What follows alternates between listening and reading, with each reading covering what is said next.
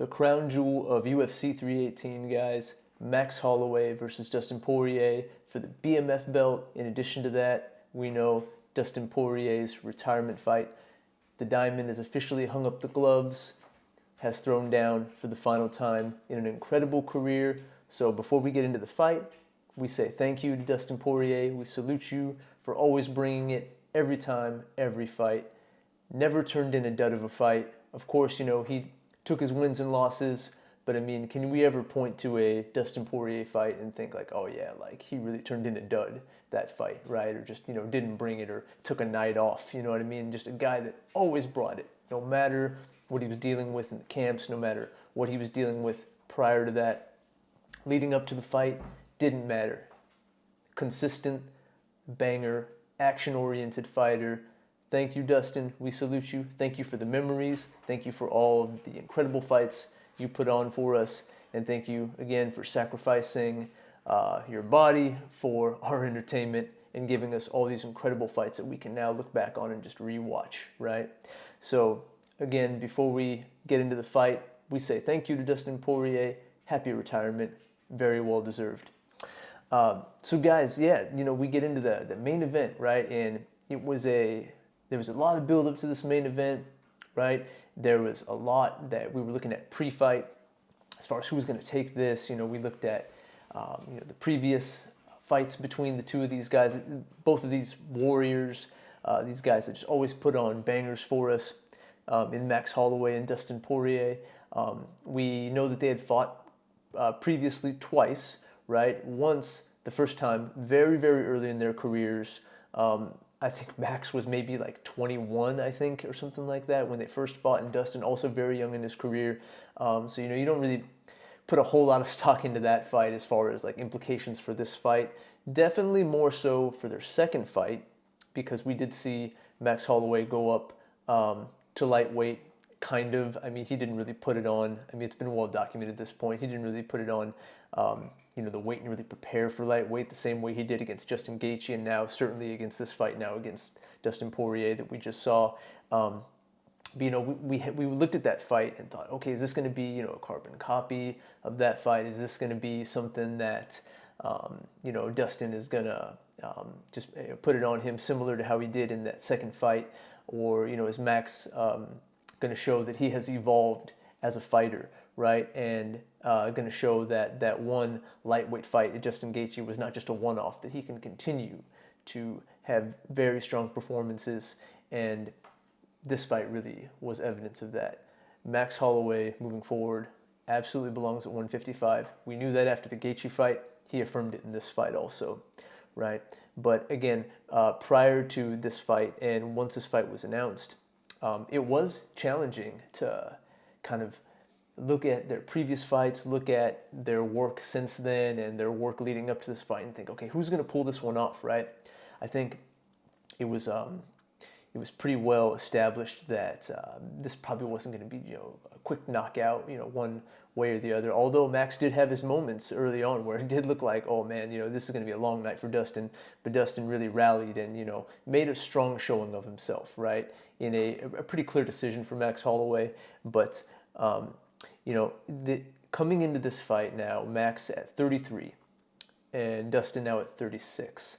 I was looking to see if Dustin had taken any kind of a step back in this fight as far as just the age catching up to him. You know, is the speed going to be there? I mean, I know we don't think of him in terms of like, you know, a lightning fast boxer, but a guy that always had good speed, you know, not like blinding speed, but really good speed, especially with that jab. He's been a guy that throughout his career would really use that boxing and, you know, pop that jab, look for good opportunities to set up combinations, and of course, you know, implement the wrestling and the jiu-jitsu if the situation called for it. But I have to say, in this fight, it was clear to me, at least, in a guy that has followed Dustin's career very carefully, all his fights, I've gotten used to seeing what Dustin looks like. And clearly the power was still there. that was evidenced in that second round, I think, when he knocked down Holloway, right? And like it almost looked like, man, is he going to pull off a surprise? Is he going to pull off a comeback for the ages? He jumps the guillotine, but then lands some vicious elbows, and those weren't those little short elbows. From top position. Those were ones with some heat behind it. Those were ones where there was a big, wind up, and he landed cleanly on Max. And Max even said that post-fight. They're like, "Oh, bro, we both had each other hurt. We both knocked each other in and out of consciousness, kind of thing." But I will say that it was clear to me, at least, that the speed that Dustin has been able to utilize in his previous fights, in addition to that power, wasn't quite there the same way it was. Not to say that it was a huge drop off, but when I would see Dustin in this fight swing in the hooks and even his jabs, trying to get his jab going and establish any kind of a meaningful jab, didn't seem to quite have that same zip behind it. I think we last saw Dustin at the peak of his athletic prime and powers.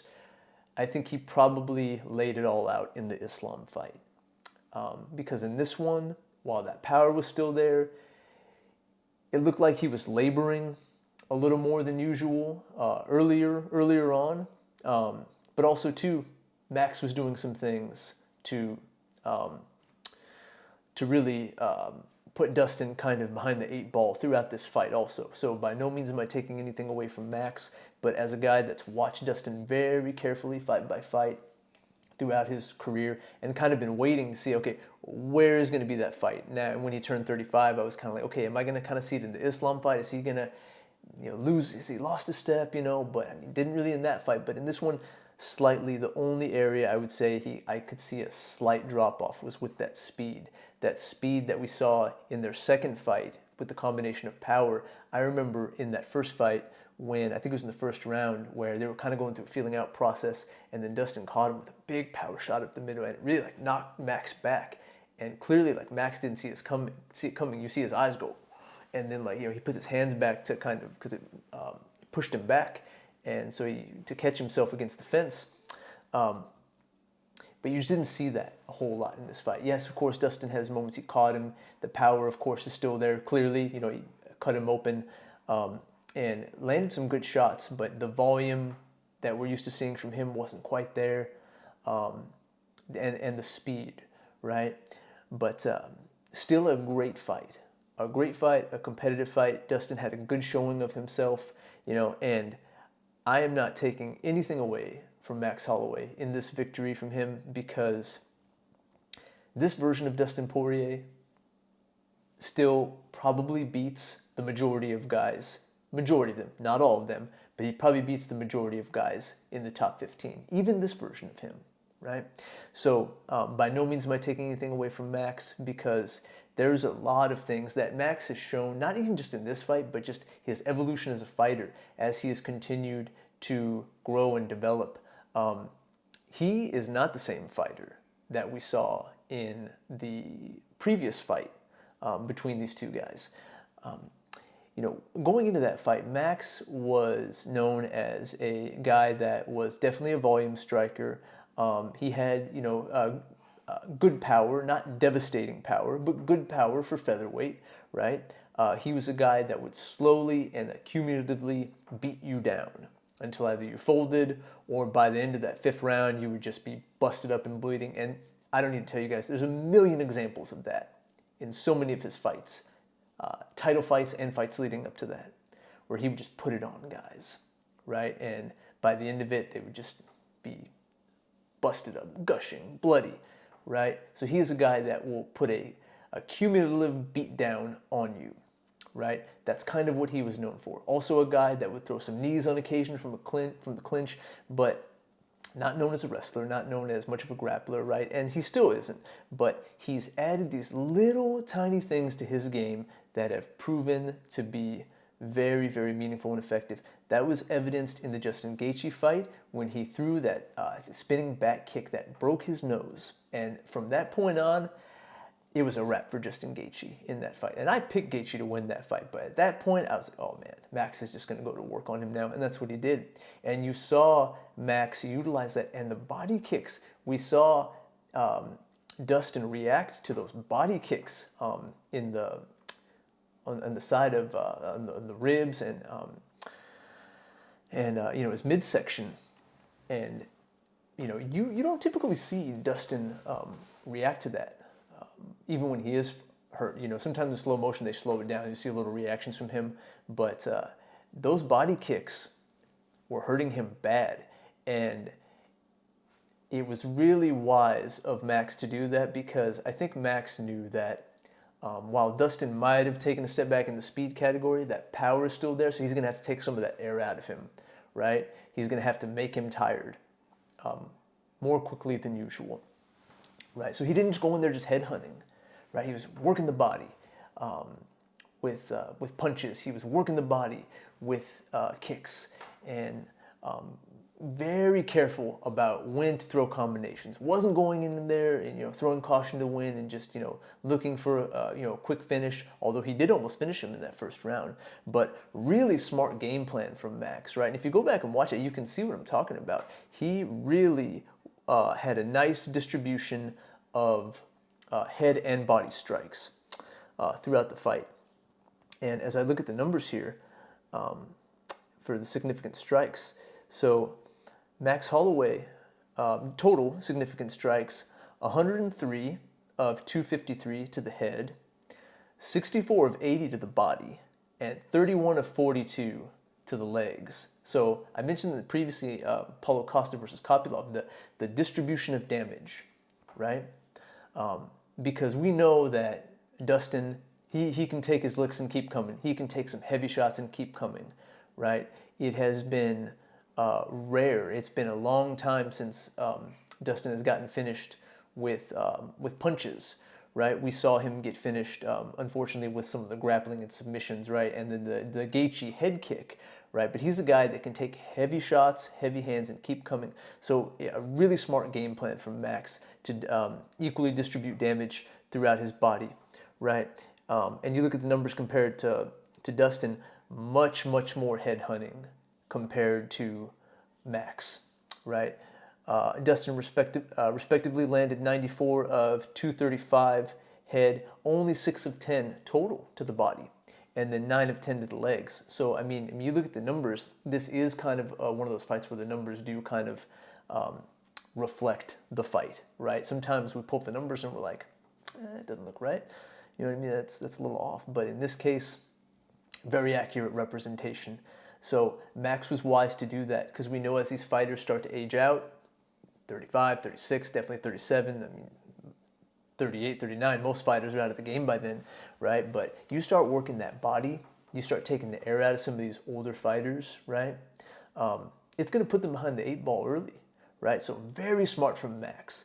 I think he knew that he didn't want to go in there and start getting into a headhunting war with Dustin, right? Because while he could probably match him in volume, and now at lightweight he can definitely probably, I don't want to say quite match the power, but definitely more so than in the previous fight, it still wouldn't have been wise. It wouldn't have been wise for him to do that, to just go in there, start headhunting, stand in the pocket, and just start trading with him, right? Because we know with Dustin does have that one-shot capability to put guys away, which was evidenced in the Benoit Saint Denis fight and other fights as well. So, great game plan from Max. Corner work from his longtime coaches. Fantastic. And blocked out all the noise. Didn't care about, oh, this is Poirier's retirement fight, this, that, right? Locked in, 100%, right? And which is good for him, because he has bigger things on his mind. A lot of times, guys with these retirement fights, we get 2 guys that are kind of at the end of their career, matching up against each other. But Max is far from done. He's got bigger things on his mind, so he wanted to come in here and make a good showing of himself, and he absolutely did. He showed that he can be resilient, because Poirier had him hurt in that second round, and Poirier had his moments here and there after that, but pretty much after that second round, it was pretty much Max's night. I want to say the 4th round, Dustin had a pretty good round as well. I mean, just for parody and for excitement, I would have liked to think that it was maybe a 2-2, might have been a little generous going into the fifth, but I think probably after rewatching it, probably you know, total scorecards, 4-1 in favor of Max. I mean, you could even score all 5 rounds for Max, and you're not going to hear a stink out of me, right? But I thought that that fourth round, Poirier had a pretty good round. In that one also, I think he hurt him. There was an occasion where he hurt him in that round, but definitely in that second round also. But this was Max's night as far as the performances that were put on, right? I mean, it was Poirier's night, of course, with the retirement and then it being in New Orleans, his home state of Louisiana, right? And just, the fans really showed out for him, and, the video packages and all that, it was great. But as far as performance goes, this was Max's night. A fantastic display of MMA from Max Holloway, right? He's got bigger things on his mind. He wants to make a title run at lightweight. Good for him. I love seeing his evolution as a fighter. Dustin Poirier has long been my favorite fighter, so I mean, of course, I was rooting for him. He's my guy, but I mean, what can you say about Max? I mean, you can't. The guy's had an incredible career. Long-time featherweight champion, now BMF champion, right? Would it surprise any of you if he was able to find a way to get that lightweight strap? I mean, it wouldn't necessarily shock me. It would be crazier things have happened, right? And at 33, he has still shown that he is still right in the mix.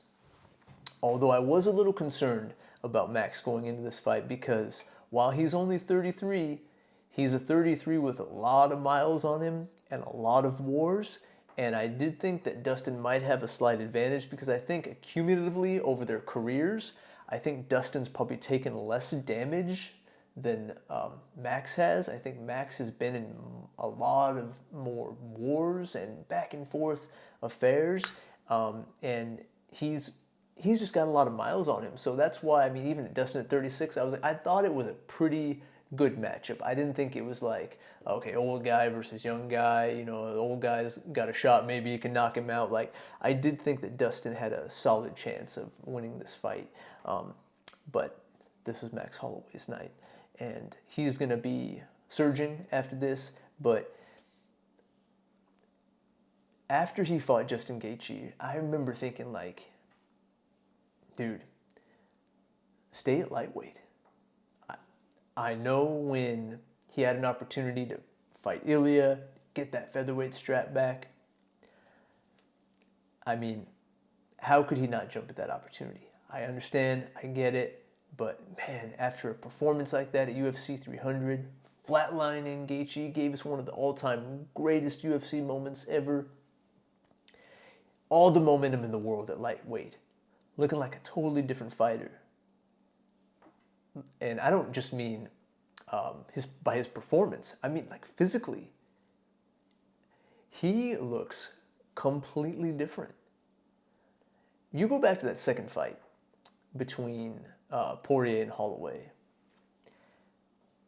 Very little muscle definition. I mean, we never thought that. Anyway, with Max at featherweight as a guy that was just, jacked and ripped. But he has filled out at lightweight. I mean, he is just solid. I'm going to tell you, those wing tats on his back got a different look to them now. I'll tell you, with that muscle definition back there, man, he's got those wings are chiseled now. He just looks right at home at lightweight. And I'm glad that now he's made that decision. Even before this fight, he made that decision. He's like, hey, my home is at lightweight now. This is where I want to stay. This is where I want to be. He's kind of inserted himself as kind of like I don't want to say a dark horse candidate, because we're never going to think of Max as a dark horse candidate or a contender, for any division, right? But before this, we weren't really thinking about Max in any kind of potential title fight for lightweight, because we got Arman sitting there at number 1. We have the heat with between Ilya and Paddy, right? We're kind of still, there's a lot of questions still with, what matchups are going to be had and what's next for Ilya and so forth. But now, I mean, Max has put himself in a position to where, I mean, he gets one more big win, one more amazing performance. I mean, he could very well find himself in that title picture mix. I mean, some people have gone as far as to say he's already there. You're not going to hear any complaints from me. I mean, when you do what you did to Justin Gaethje, when it had been so long since we saw Max at lightweight, comes up and just puts a beating on him, right? Respectfully. I mean, it was a competitive fight, but I mean, it was a lot of one-way traffic for Max in that fight.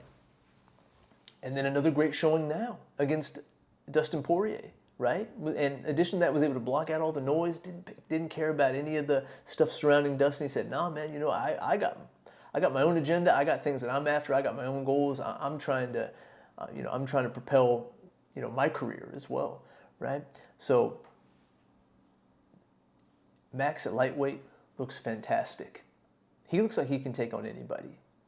At the very least, be ultra competitive at lightweight. So it's going to be interesting to see what they do with him now. But how fun is that, though, right? I mean, we got another kind of wild card in the mix at lightweight in Max Holloway. In addition to all the other killers now at lightweight, but now with Poirier, out of the picture, it's almost kind of like we've just kind of interchanged them, right? Hey, Dustin out. Hey, Max. It's almost like, hey, man, I got you. I'm gonna take over from here. Max still around from that previous era of killers. One of these guys that has continued to stick around and continue his greatness era by era, right? In the 2010s, now into the 2020s. So big credit to Max Holloway. He looked fantastic. It was interesting in this fight, in that fifth round, of course, we got the classic Max pointing at the ground. I love that he did that in the Gaethje fight. I loved it even more that he did that in the Poirier fight, because, it's like he gives these guys an opportunity to kind of steal the show one time. I mean, he puts himself in harm's way, because Gaethje could have landed the big shot first in that previous fight. Who's to say Dustin might have landed something? And in that exchange, I mean, I hesitate to say exchange. We weren't exchanging too much. Dustin actually clinched with him. But as I rewatched the fight, it seemed like Dustin landed a hook. It was like his final attempt, right? And I think after that, I think Dustin was like, guess that's all I got left. That's all I got. I'm going to clinch with this guy. And again, that was just kind of more evidence to me that Dustin is, if he would have continued after this, I feel like now is at the point we would just continue to just see a more diminished version of him fight after fight after fight.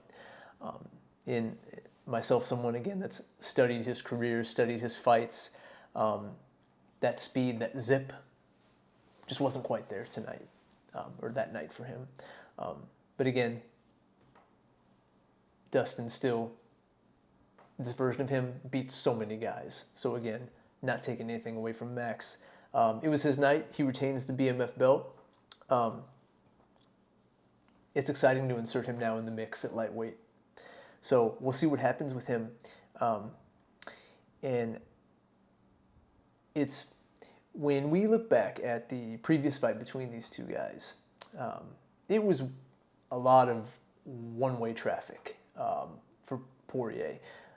Max had his moments in that fight. I want to say maybe in like the second or third rounds, right? He started pouring on more volume, and I think it hurt him a couple times. But for the most part, it was a clear victory for Dustin. But more credit to Max in that. He's got 2 losses against that guy. That's got to be somewhat of a psychological kind of hurdle to overcome, right? Okay, you're going in, this guy's gotten the best of me twice, right?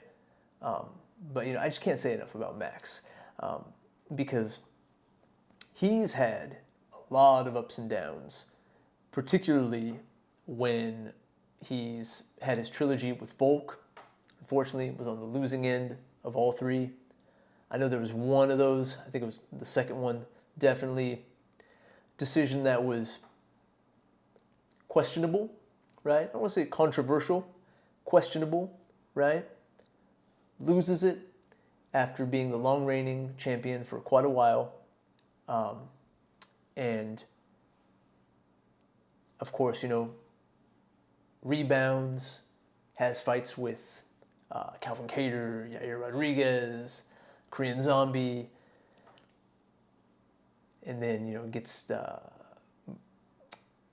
his fight with Gaethje, puts on a fantastic performance, but then gets brutally knocked out against Ilya,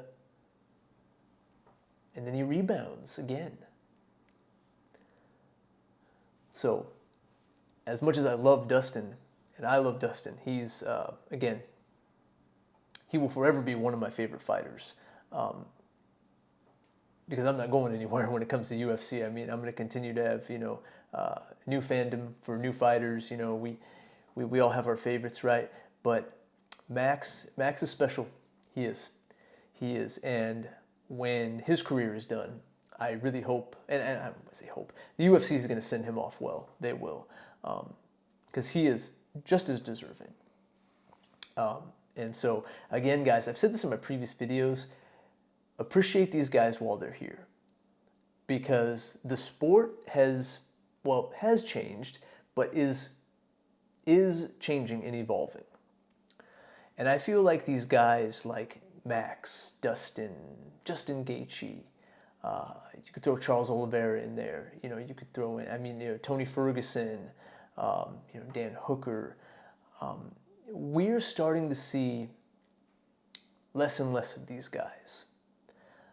During the Just Bleed era, that was when, you really call it, cage fighting, right? It was like, you get a guy that trained for a few years at some gym in Arizona against some guy that trained for a few years some year in Texas. Oh, you throw them in a ring together, and you would get, Clay Guida against, gosh, why am I blanking now?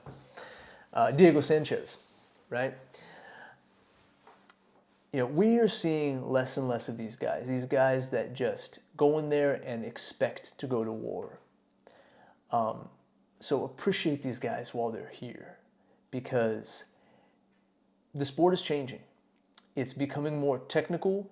It's becoming definitely more competitive, right? And these guys are so good now, so good, and a lot of these matchups are so competitive that it can sometimes hinder the action a little bit. Not always, but sometimes, right? When we want our thirst for blood to be quenched, right? So, there's always going to be, to an extent, some guys like that around, but competing at the highest level like this, these guys with just this mindset of like, hey, I'm going to war. Going to war today, going to battle. I'm going to take my licks. I expect to get cut up. I expect to get bruised. I expect to get beaten up. But I'm going to put it back on that guy too. These guys are starting to be a bit of a dying breed. And that's not to say there's still a slew of killers out there, right? But these last 10 years or so of lightweight is very special. They've definitely carved out a special place in history in MMA. So, appreciate these guys while they're here. They've given us classics that you can just pull up the UFC Fight Pass library, close your eyes, and just pick one, right? I will be doing a Dustin Poirier resume review video at some point, because now, the talk is, is Dustin deserving of being in the UFC Hall of Fame? If so, what about, he's in, but not these guys? All the water cooler barbershop conversations start, right? So, in short, you ask me if Dustin's Hall of Fame worthy? Absolutely, in my mind. Now, if you're of the mindset where, only guys that won undisputed and got undisputed gold are deserving of the Hall of Fame, well, then you're probably going to disagree with me. But I'm not of that mindset. I think that you can be great, be a legend for different reasons, aside from lightweight gold, aside from achieving, gold of any kind. But I think he's absolutely deserving, and I would love to do and will do a resume review and explain why. Explain why I feel like Dustin's definitely deserving of being in the UFC Hall of Fame. In addition to a lot of guys, there's quite a few guys actually that I can think of that didn't get undisputed gold, but that belong.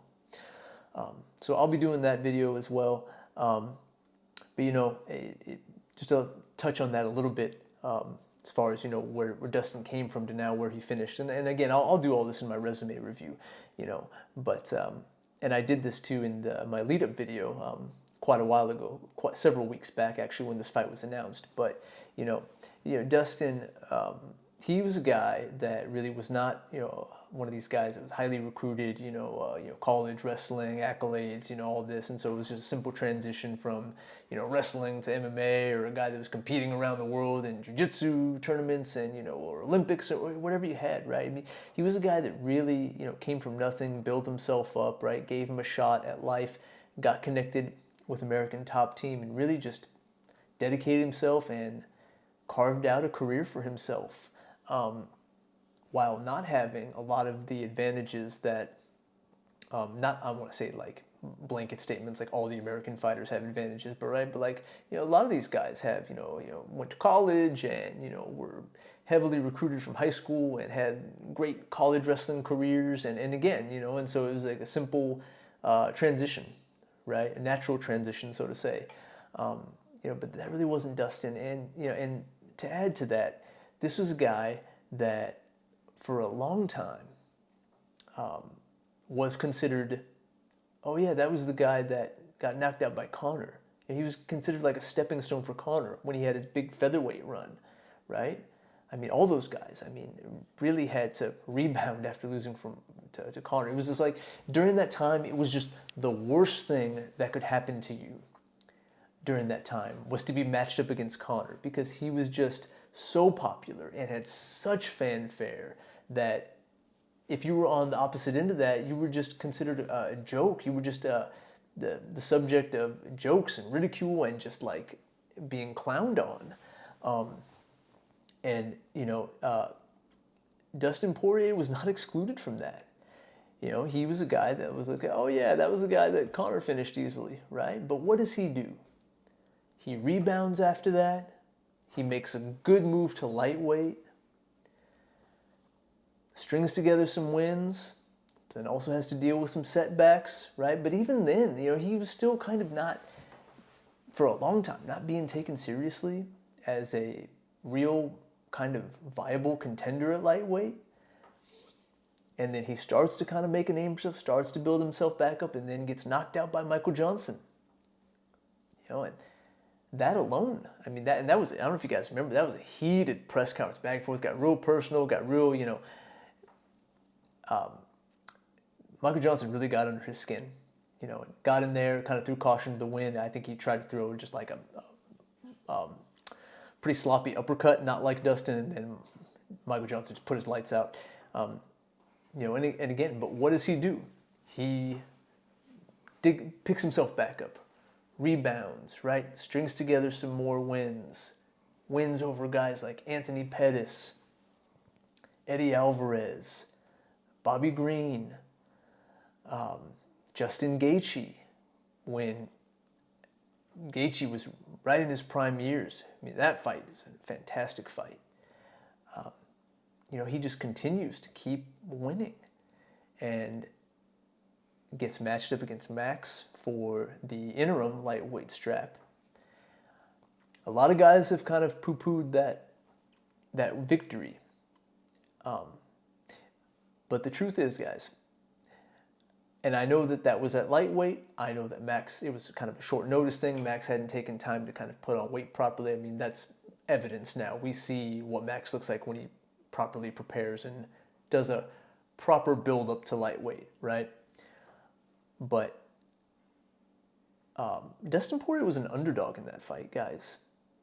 And if you guys might not have, some of you may not have even watched UFC back then, or maybe just some of you have forgotten. But guys, Max was on, I think, a 13 fight win streak, or something crazy like that. Forgive me if I got those numbers wrong, but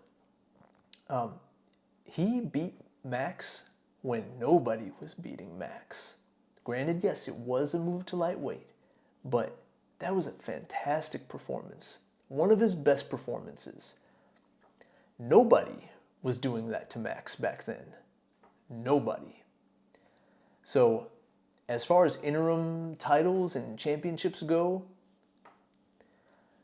in my opinion, and I'm not just saying this like it's exclusive to Dustin, but some interim titles hold a little more weight than others, right? Max was already a defending champion, a long defending champion at featherweight. This wasn't like sometimes they match up, oh, contender here, the champ's going to be out for a while, well, let's put an interim strap on the line and see what happens, right? That was a big, big task in front of Dustin, and he passed that with flying colors, right? One of his shining moments in his career for sure. And then, of course, we know what happens. I'm not going to go through his career, fight by fight. I'll do a deeper dive when I do his resume review. But so many great moments. And again, a guy that fell just short, but just a guy that just gave us banger after banger after banger, classic fight after classic fight after classic fight. And so, in a nutshell, Dustin, the Diamond, we thank you. Happy retirement. Enjoy it. Enjoy your family. Enjoy the birth of your new child. When the child arrives, he's got an amazing future ahead of him. He's got his foundation. He said that he wants to continue to stay connected to the sport. But you guys, if you haven't seen some of his older fights, man, throw them on. They're great. Pull up Fight Pass, throw them on. Same with Max. He's pull up Max library, Dustin library. Take your pick. Take your pick. Before we finish, like and subscribe. Thank you guys for watching. If you're still with me, I very much appreciate it. Thank you for taking the time out to watch my videos. Big things coming. Working on a new setup. So big things on the way, guys. But in the meantime, I thank you so much for joining me.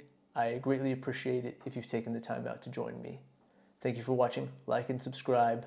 MMA After Dark. Take care.